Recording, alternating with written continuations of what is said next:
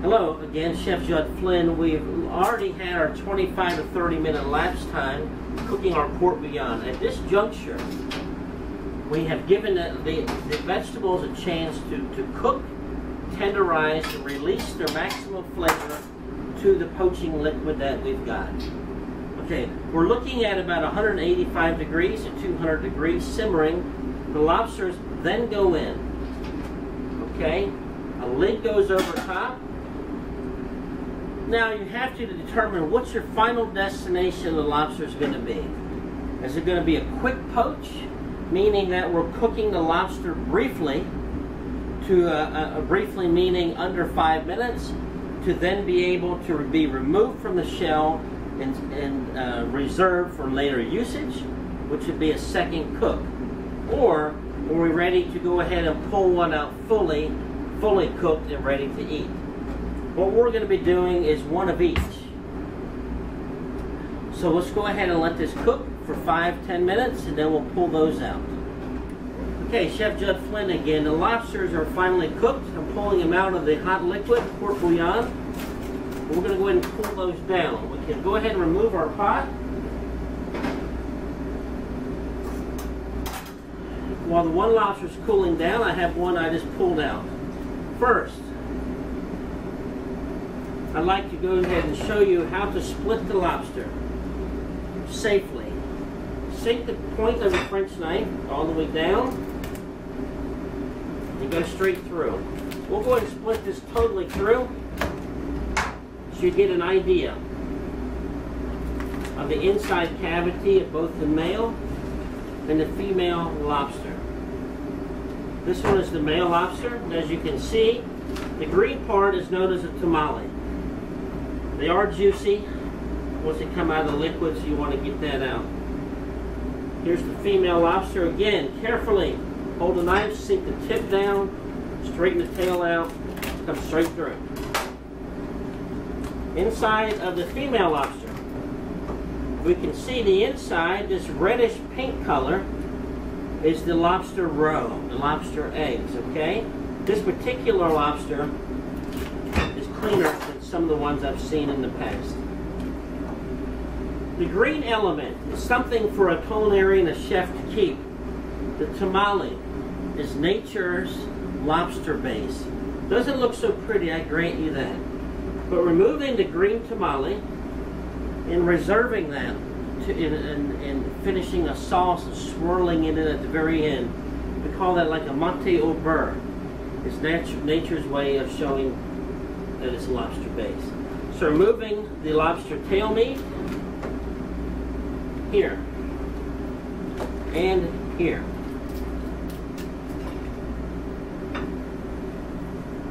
Let me tidy up a little bit. This is does get a little messy. Lobster shells removed.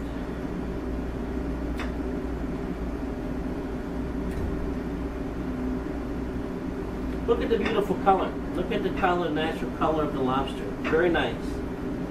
This lobster would be then reserved and then for a final cooking. That's why I don't have gloves on currently, because this lobster will be not eaten currently right now. It'll be cooked one more time as a final defense to kill any foodborne illness. Okay, remove the claws. Lobster bodies saved to the side. That would be used for a lobster stock, a lobster sauce, what have you, but do not discard those. Okay, to cover this up, what we're going to do now is remove the claw from the knuckle. This is known as the knuckle meat. That's another trick. I'll show you how to get that out next. After the claw. Taking the claw, holding it like this, taking your knife, one good hit, you can top off this outer shell, and wiggling this joint down here, and carefully wiggling it back and forth. You should be able to get the whole knuckle, the whole claw meat out. Okay? Again, preserve the shells. Technique. Getting halfway in, popping it out, getting the claw meat out, Takes a few of these to be proficient at it.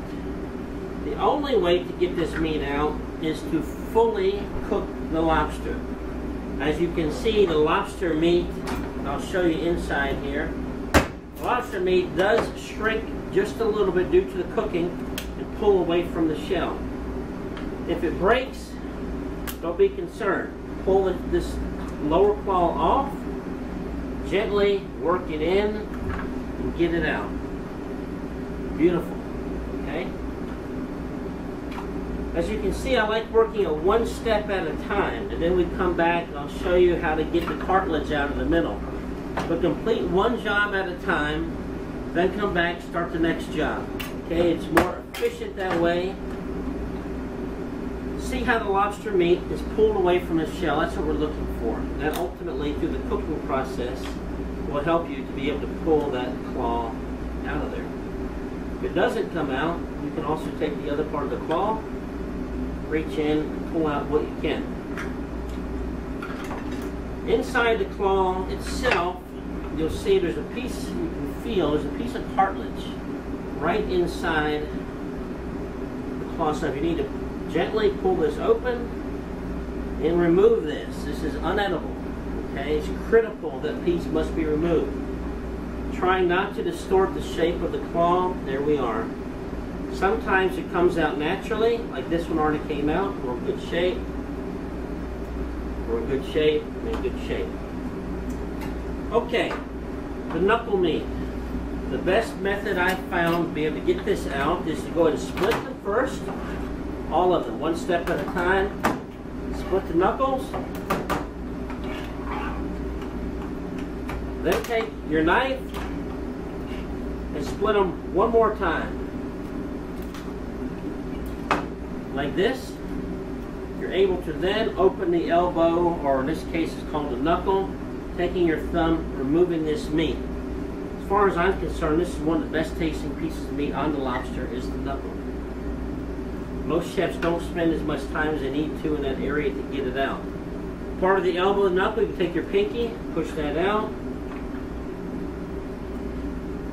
and you can roll right along once you've got them split, and you've got your technique down.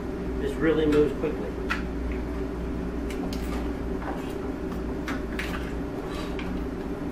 Holding your fingers back, taking your hand on the palm, pushing down on the blade ensures in case something slips, we don't lose the finger in the process.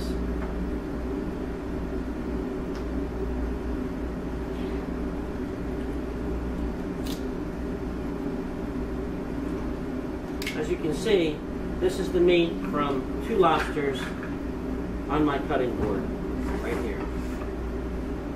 Clean this up. The tail meat, the claws, the knuckle meat. That's how you break down a lobster. Thank you very much.